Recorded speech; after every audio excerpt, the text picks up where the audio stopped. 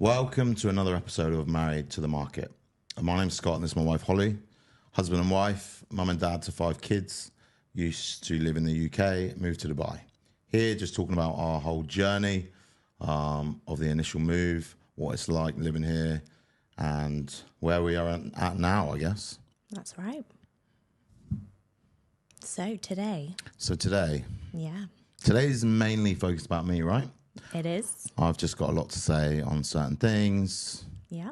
I'm just going to get stuck into me, I guess. Yeah. And how you have your career, how we've landed on our feet, and how we are actually fulfilling our Dubai dream, really. Yeah, that'll come at the end of this. I mean, main things for me, why I wanted to move in the first place, not us, me. Yeah. Massive thing is all the stuff that's going on in the UK. Like with the kids, what they teach, all this I can identify as this, that, whatever you want. I just can't cope with it. No, it's got out of control. Even since we've moved here, it's got worse. Yeah, like in no way, shape or form am I homophobic. Nope. I've got friends that are gay, you know, we both of us have. Absolutely. And they were good friends of ours. But there's a line. Like I seen something. Oh no. Yesterday or the day before. I think it came up on Facebook or Instagram or something. And it was this dude and he was like, he looked like a big dude. Like he was a guy. You couldn't really tell. It was like only his sort of top half, but you could tell he was like quite well built. Okay. And I'm calling him a guy because that's what he is. Okay. And he's like doing this video and he's like, he's in America. And he's like, I dare you to try and stop me going into a woman's bathroom, blah, blah, blah, blah, blah, right? And it's quite clearly like probably a 18, 20 stone fucking bloke. Right, okay. And I just think in my head, like, if my daughter's in that bathroom, like imagine if my daughter's in there, right, 12 years old. Mm-hmm. There's nothing on this earth that's going to stop me from getting you out of that fucking bathroom. Yeah. Like, it's fucking ridiculous. And they're almost trying to do it, trying to antagonize. Yeah. Like, I just can't cope with it. Right? So, and that's just one example, but there's so much of that. Well, do you remember an incident that happened when we went to a concert?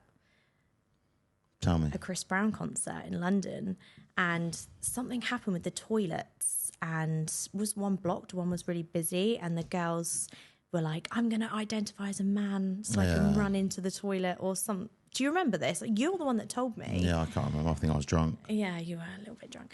And that's what I mean. It's become a joke now to a lot of people. Like, I almost wish, like, because I get so frustrated with it, I kind of wish, like, I want that to find that guy in the bathroom with my daughter. And confront them. So I can actually take out some of my frustration and go, dare me now. Yeah. You know, like that's how bad it's getting. It's fucking ridiculous. And I'm just not doing it. No. At the end of the day. Spiraling out of control now, isn't it? Yeah, it's mad. I don't want to go into it too much because I'll go down a whole rabbit hole about it. But it's fucking madness. Anyway.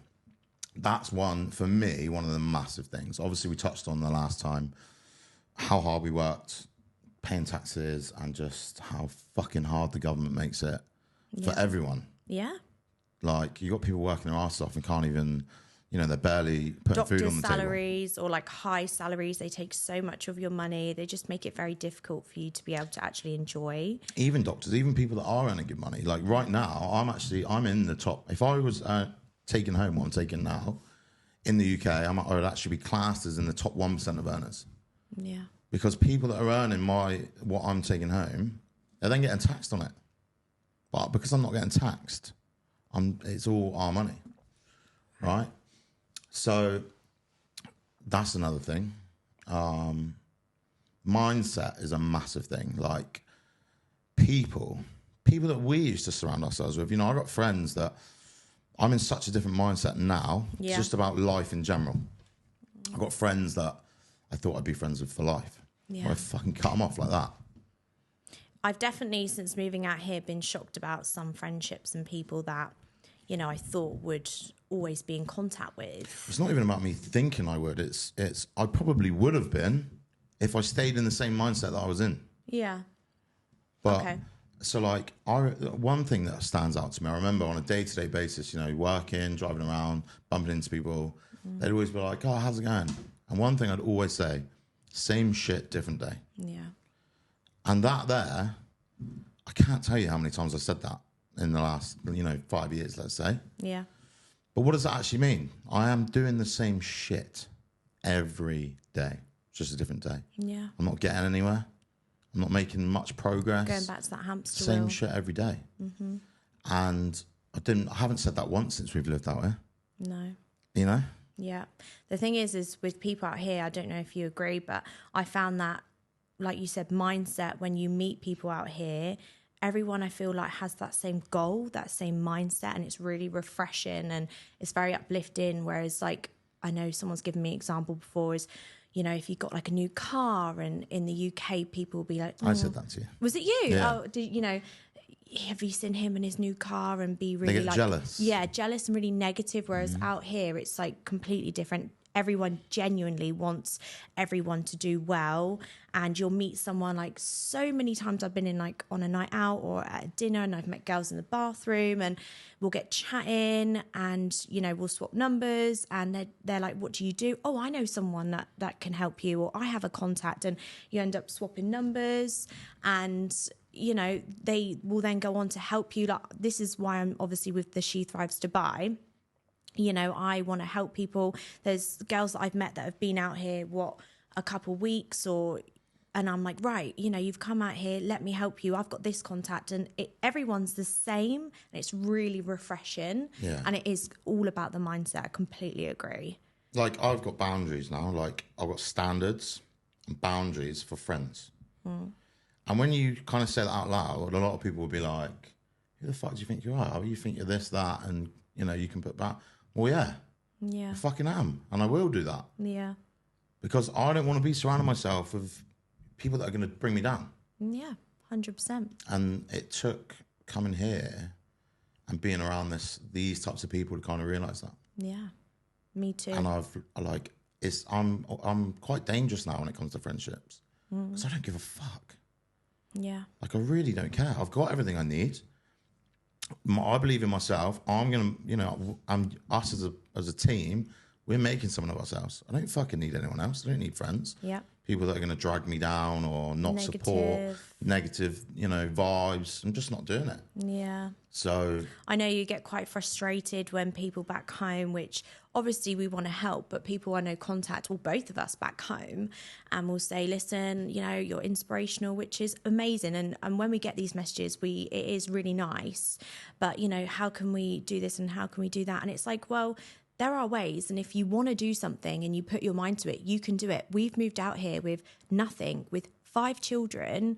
And a lot of people doubted us. A lot of people said in 6 months, a year, you'll be back. They still say it now. even your own dad said last time he was there a couple of weeks ago, he said, I thought you guys had lasted a year. And he was like, I didn't mean it in a horrible way. He was like, but I just couldn't see how you were going to do it. And, and he's so proud of us now. And I'm so glad that we've proved everyone wrong. But, people do message us and say, like, how do we do it? Yeah, but they message. I've as you know, one of my friends, I thought he was like genuinely coming out. Well, yeah. I gave him the opportunity to come out, right? Yeah. He's kind of backtracked a little bit now because he's got some family issues going on. Yeah. But the thing that we find is, like you said, everyone that messages us, how did you do it? I want to do it. The amount of people that said, oh, we're thinking about it, or we're going to do it. No, you're not. And we used to sit there and, I've spent hours, literally hours and hours of my day, like messaging back and forth, and they'd come back with questions and I'd say, listen, but this, but that. And, you've got to find your own. If you really want to do it, you've got to find your own way. You've got to find your pair of balls. Yeah. Because there's a massive difference between having this great idea and wanting to do something. Yeah. And actually fucking doing it. Yeah, 100%. So, like, it was a huge thing to do. We didn't even know if it was going to fucking pay off. It is doable if you really want to. If you're struggling and you want to get out and, not just Dubai, like anywhere, it is doable, and you've got to have that mindset. And we are living proof that it can happen. And yes, it's been hard, as we touched in our last episode, and it hasn't been easy, and we've had to sacrifice a lot. But I am very proud to say that we pushed through, and proud of where we are today. Basically, don't message. We're happy to help, right? But don't message unless you've actually got the bollocks to do something about it. Yeah. Because I'm sick of wasting my time, like trying to help people on how to do it. For them just to fucking shit the bed at the end of it. Yeah. Yeah. Totally. Yeah. So, but that's going back to people and surrounding yourself with people. Right now, it's all about we surround ourselves with people that are trying to do better. Yeah. Trying to thrive. And they're not trying, they are doing better. Be the best version of yourself, because instead of settling with the same shit, different day. Yeah. You know? Yeah, absolutely. And if I was still there in the UK, I would still be doing the same shit, different day. 100%. But something just, I don't want this anymore. We left at a time where things were bad, and we were very aware that things were bad in the UK. However, I can't help but feel that since we've been out here, it's just spiraled. It's getting worse. And spiraled, and it's getting worse. And it makes me sad, because we've got family, we've got friends that are in the UK. And don't get me wrong, the UK, we're not here to slag off the UK. I love the UK. Because I love the UK. It's a beautiful place. We've grown up. Yeah, there's so many things that I love about the UK. But I think the message we're trying to get across here is that fucked. It is fucked right now. And we've taken ourselves out of the equation, and we're growing, we're learning, and we just want a different for our children. Like one other thing that fucking grates me. Right, I know we mentioned tax quite a bit, but actually we all get used to paying tax, especially when you're from the UK. You just forget about it. Is what it is. Why don't you explain how tax works out here? Well, because there isn't any. Yeah, there isn't any. However, unless you have a business, you have corporation tax. Yeah. You earn over a certain threshold. Yeah. I think it's like 8 or 9%. But you pay for certain things out here, like education you pay for. However, even though you pay for it, there's lots of difference. People think it's really expensive, but there isn't. There's so many different options. If there's, lower cost options, there's higher cost options. There's payment plans. You don't have to pay it all up front. You can pay by term. Anyway. So, yeah. Even though you don't pay tax, you still pay for education. Going back, I've got to get this out. You're bubbling. Go on. So, like the UK, right? You work, you pay tax. Yeah. The more you work, the more tax you fucking pay. Yeah. Stuff you buy, you pay tax on. You sell it, you get taxed on it. Like every single little thing you get taxed on. There's property tax. There's capital appreciation tax, capital gains tax. There's everything. Yeah. But the one that fucks me off Go on. is inheritance tax. Right, I don't know much about this. Okay, so it's quite simple. Okay. I work all my life. I build all of this, kind of try and build this generational wealth for my kids. I die. Before they receive my money, it gets taxed. So they don't receive it all. Okay. So I'm dead, 6 feet under, fucking worms chewing me up, and they're still taking my money. Okay. Is that like your money? Is that your house? Life. Is that... You've taxed me my whole life, now you tax me when I'm dead. Like, that is Is it a lot? I refuse to do it. Is it a lot? I wouldn't. I'm not dead. I haven't really looked into it too much, but all tax in the UK is a fucking lot. Yeah.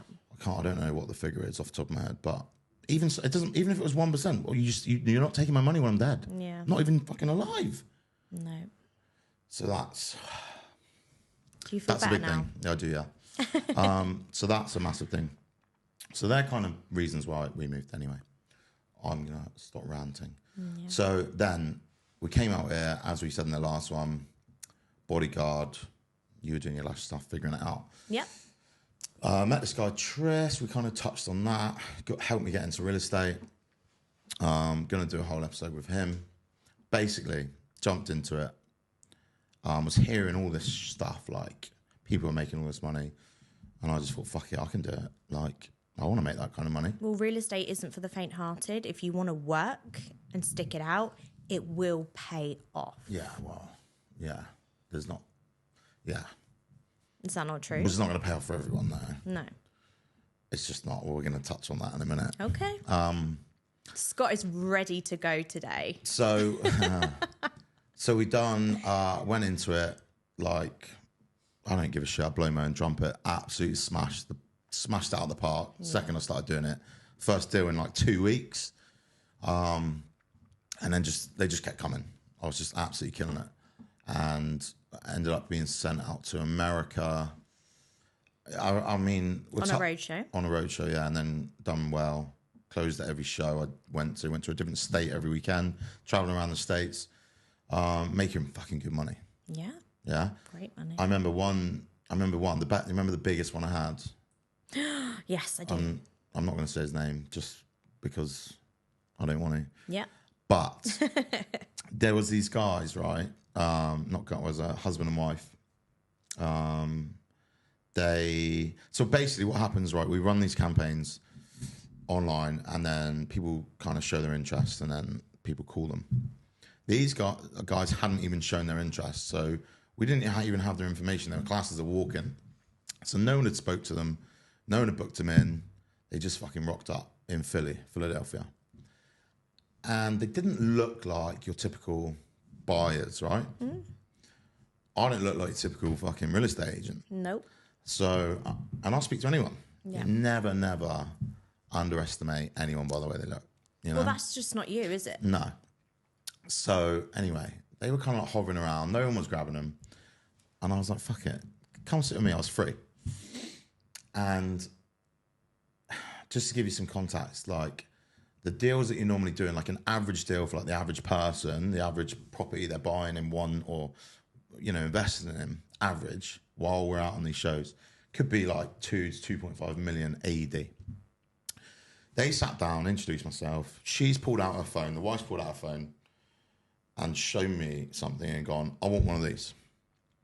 And it was a Bengati Jacob & Co. 2-bed. And it was like 7.5 mil. And I'm like, this is like I think it was maybe like my second or third show. Like I was early, right? And I was like, fuck. Okay. And we were there with another developer. But I was like, hey, if you want to buy that, I'm going to sell it to you, right? Of course, yeah. And it's a great project. They already done their research, done their due diligence, and knew all about it. So anyway, whilst we were trying to then wake up the sales representative from Benghazi to get all the information, get all the stuff, it was taking a while because of the time difference, and he wasn't responding or waking up. So I thought, oh, no, I got to keep him interested.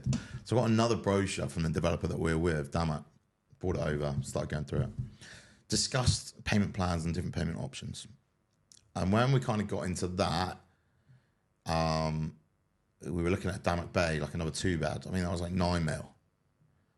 Dirham. Yeah. So it was like 16.5 mil total, million. And what is that in US dollars?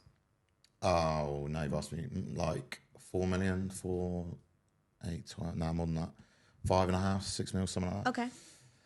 So about 5 mil. Anyway, so showed him this Damak unit, 9 mil, and she just immediately went, if the payment plan's like that, I'll have that one as well. And I'm like, fucking this right now. Like, I just want to bite my nails. I'm like, shit, this is amazing. Anyway, got it done. Now, that was 16.5 million dirhams. So flew them up to Dubai business class 2-3 weeks later. While they were here, that 9 million unit dirham, we actually upsold them to a Roberto Cavalli villa for 20 million. So now the total was 27.5 million. Wow. The commission I made on that was fucking life-changing for us. Like I don't think I'd ever had that much money in my bank at one point. No. Like it was a lot. I'm not even going to say how much it is, but... No, it was a lot. It was... That was like, I remember when it happened and it was like, right, that's school sorted. Right, that's visa sorted. Right. What's the average wage in the UK times... I said I wasn't going to say. Times like maybe 6 or 7. Yeah. Right? And that's average wage in a year. Yeah. That I'd earn in 2 hours on a Saturday in Philadelphia. Then maybe about 3 hours while they were in Dubai. It's about 5 hours in total. Obviously a lot of behind the scenes work. Yeah. The paperwork and actually getting stuff done. But yeah, so that was massive. Huge. So that was a big sort of turning point, wasn't it? Yes, it was, yeah. Carried on doing road shows. with that company, done very well. Then doing my own, head of international off plan in a new company, got my own team, running my own shows. Everything's great. I think you would definitely, I mean, your whole life you've always been a leader, whether that's been, you know, with a rugby team or at home. Yeah. You've always, that's definitely your character. You've definitely been able to lead, manage people, even, you know, work in construction. I know people have always given you extra responsibility. It's in your blood for sure to be like a manager, leader role. And you have now obviously been offered this role and you've taken to it extremely well. Very, very proud of you. Yeah, no, but you have taken, what's the saying? Duck to water, for sure. I'm joking. I was going to say, taken to it like duck to water, for sure. Yeah. So, but like talking about clients, I've got loads now. Like my pipeline's huge. That is what you pride yourself in, isn't it? Is the fact This is what I'm going to get into. This is what you're going to get into because Scott, so clients of Scott have actually come here to Dubai. And we've gone out for dinner with them, built a really good relationship with them. And they always say, I like to ask them questions about how they found the show and things like that. And the one thing they always say is how much they love how transparent you are and how you really go above and beyond and build that relationship. Because how you see it in your eyes, correct me if I'm wrong, is it's not just getting that deal over the line. This is about, you know, referrals. It's about, you know, longevity. future investments and things like that. Yeah. Which my mind's about to blow up. So, yeah, I mean, and from the start, right? Like, let's talk about other real estate agents. Oh, wow. Here in Dubai. You want to go right in? Because I know this is something you're very passionate let's just get about. into it. So, I mean, you're exactly right. Every 9 out of 10 real estate agents here in Dubai just want to get paid. Yeah. They don't give a fuck about you. They don't give a fuck about your investment, right? As soon as that deal's done, if you come back to them in a year's time, year and a half's time, they'll be nowhere to be seen. They might not be here. Even if they are. Even if they are. Even if they are, they're not going to speak to you because they've got paid. And they can't be asked with the bullshit because they're trying to get more money from their next client, from the next best project out there. It's very true. Right? So, I mean, look, you get them, they're fresh off the fucking plane. I see them on Instagram, right? And...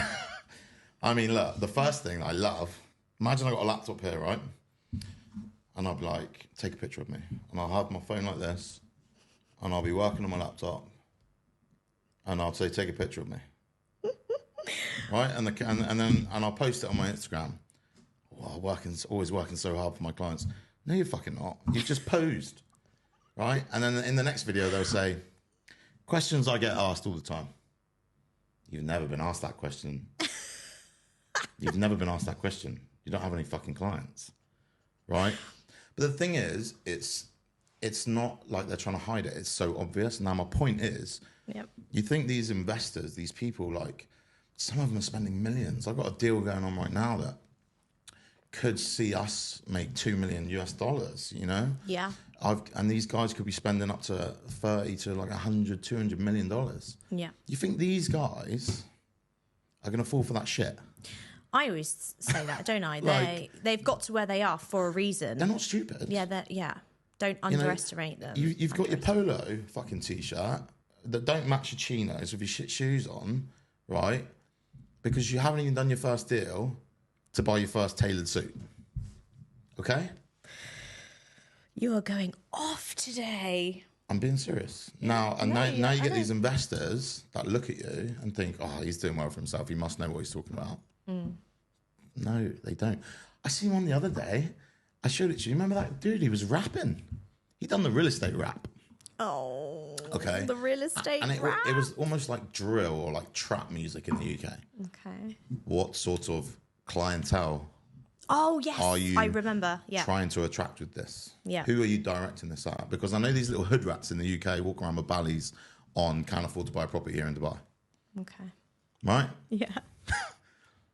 Do you understand what I'm saying? Yeah, I do. What's your target market here? Yeah.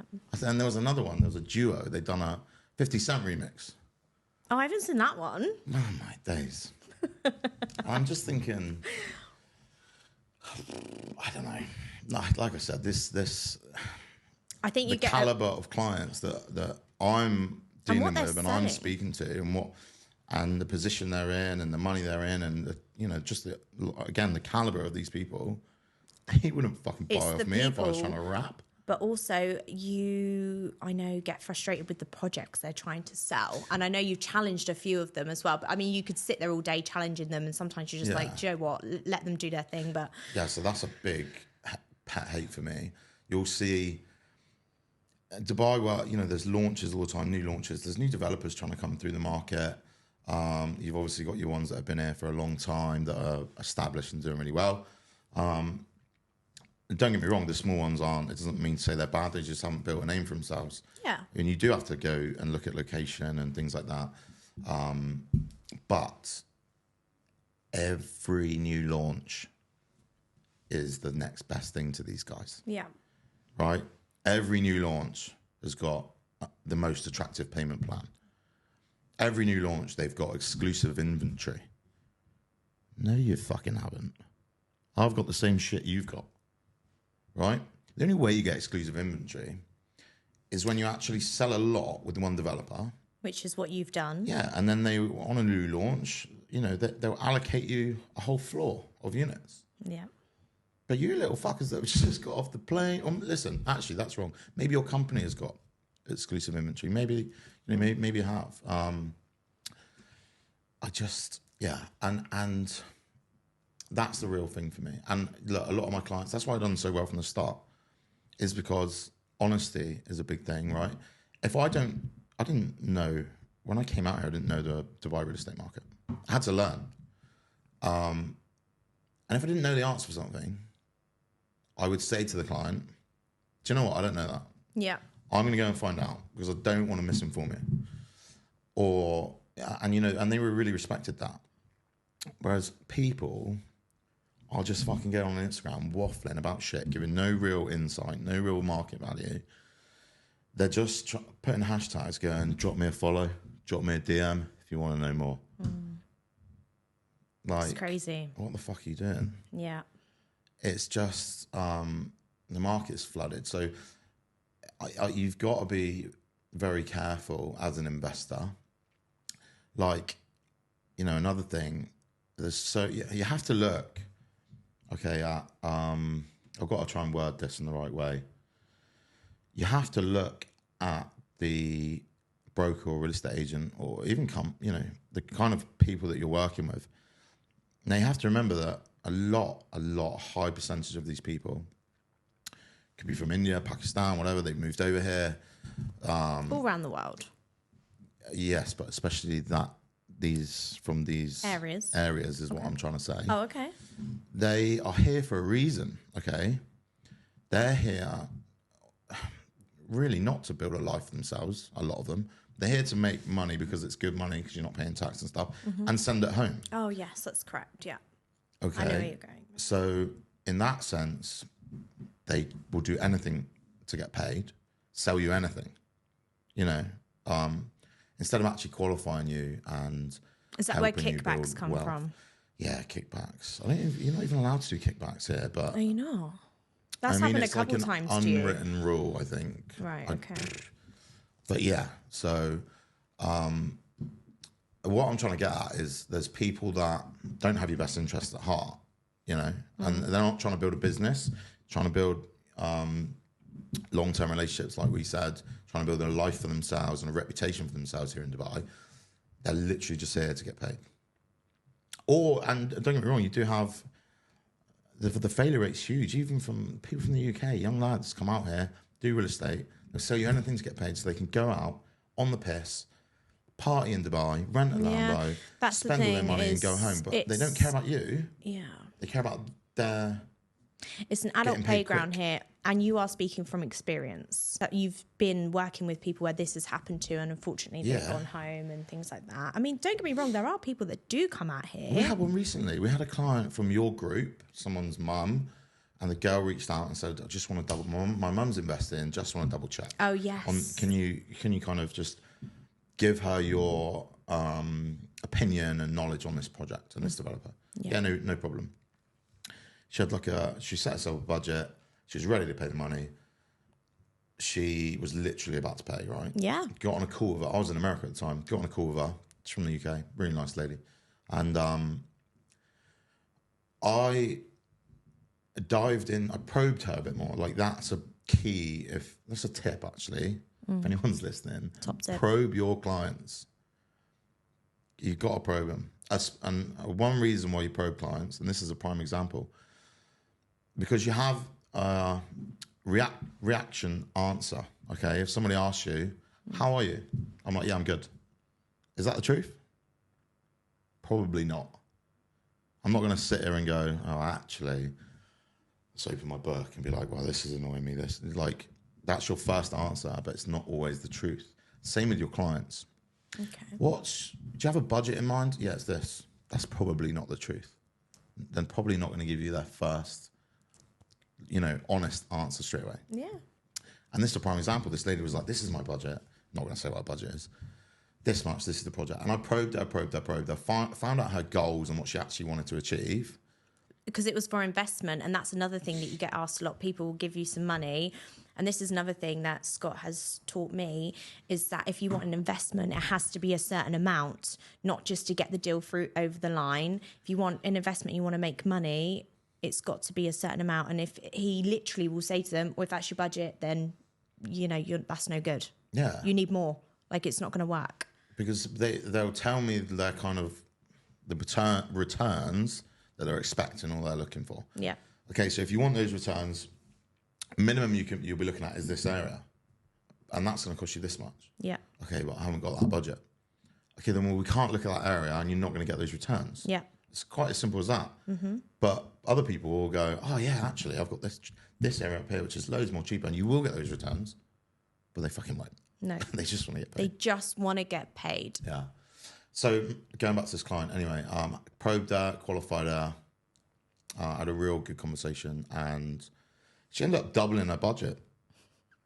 Right? Yeah. I worked on this client with you. Well, it's your client. I just helped you with it. So she ended up doubling her budget, right? Yeah. Because we explained to her the return she was going to get in the area that this guy was trying to sell her, the unit. Yeah. We dove into it, and she was like, oh my God, I didn't know that. Oh, I didn't know that. I didn't know that. And I'm like, this is basic Why did you know that? Yeah. Any real estate agent should be telling you. Yeah, absolutely. Or even down to an escrow account. She was like, oh, yeah, it goes into an escrow account. Does it? Really? Like, he didn't tell me that. Mm. And I'm like, what the fuck do you mean? Why are you ready to send your money for a start? It's crazy. So, yeah, that's yeah, it's so true. And that's what I love so much, is that you speak the truth. And yes, you may be a little bit savage at times. However, everything you say, you mean. That's for sure. Yeah. So transparency is a huge thing when it comes to real estate, and it will affect the success rate. Yeah, I mean, the amount of people that I see, these real estate companies, there's a few in particular that are like, they swear by personal brand. And that's why ultimately they're making these brokers, these new, fresh agents, they're actually putting them in a position to make them look like fucking idiots, because they're going personal brand. It's the most important thing. You have to build your personal brand. So they get off the plane, they're thinking, I want to make money. Shit, get in front of a camera. And when it's quite obvious you don't know what you're talking about. How about you wait, build your knowledge, work behind the scenes, and when you can confidently speak about what you're talking about, get in front of camera.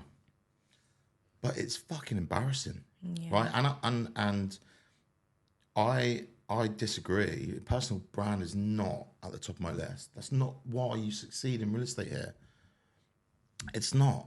Marketing and lead generation, right? If your company has a marketing budget and they generate you leads, okay, if that lead gets put in front of you, you don't need a personal brand to close them. You don't have to go, here's my Instagram, drop me a follow, drop me a comment, right? Do you know what you have to do? Be yourself. Call that client. Be yourself. Show them your personal brand in person. Yeah.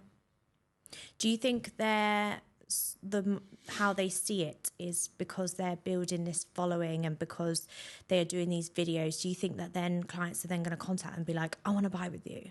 Is that what you think? I think that's what they think. Okay. And that's what I touched on earlier. They're not going to, because you're not giving the correct information. Yeah. And it's quite clear that you haven't been in the market. I haven't been in the market for a super long time. No.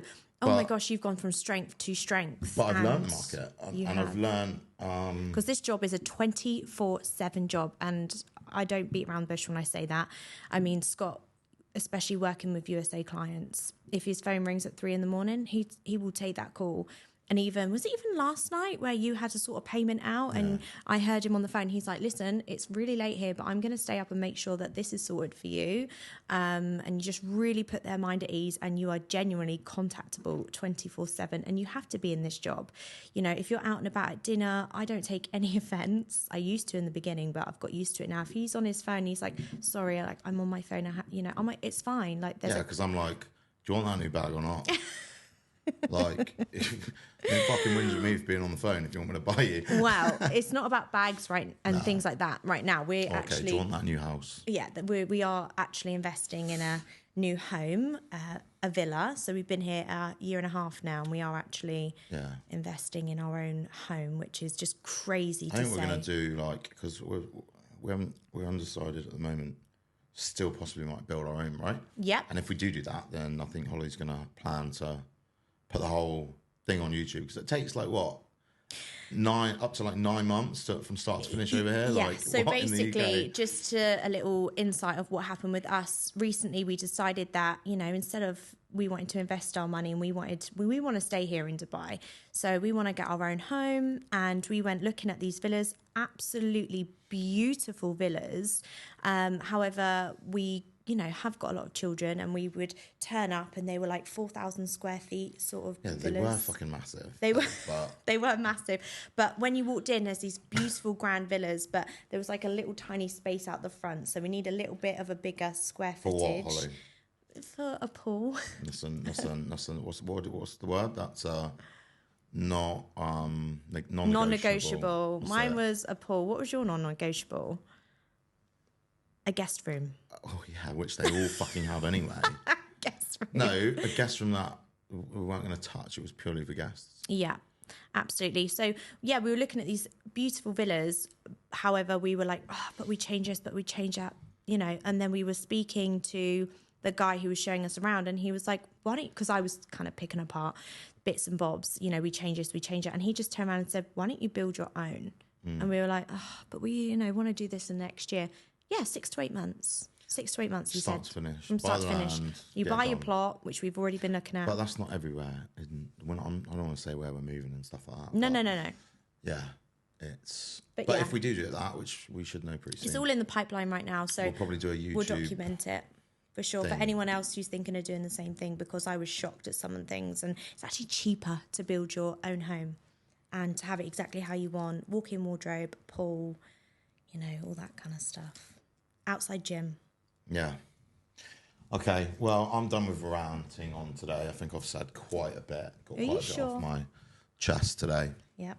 Am I allowed to say who's coming on next week? You can say who's coming on next week. Say about how we met them. No. No? That's going to be on the fucking podcast. Okay. But if anyone does want to know more, then Instagram him. His name's James Fabulous. He is an absolutely amazing guy. Then one of the nicest people that we've ever met. Like, he is great. Mm-hmm. He's actually a mentalist, and he's out here, and he does events and stuff everywhere, yachts, high-end stuff. He's just a really cool guy. It's fucking cool. Like, he blew my fucking mind on that yacht where we met him, and I cannot wait to dive into his journey. Yeah, because we don't know, so we want to get really into it. Maybe he's going to show us. He might do some cool shit. 100%. I'm going to make sure he does. Yeah. So that'll be next week anyway. And we do also have another guest that's coming on in the next few weeks as well, but that's going to be more girl talk, so you're not going to be here. Fuck that. So it's going to be more girl talk. It's actually going to cover dating in Dubai.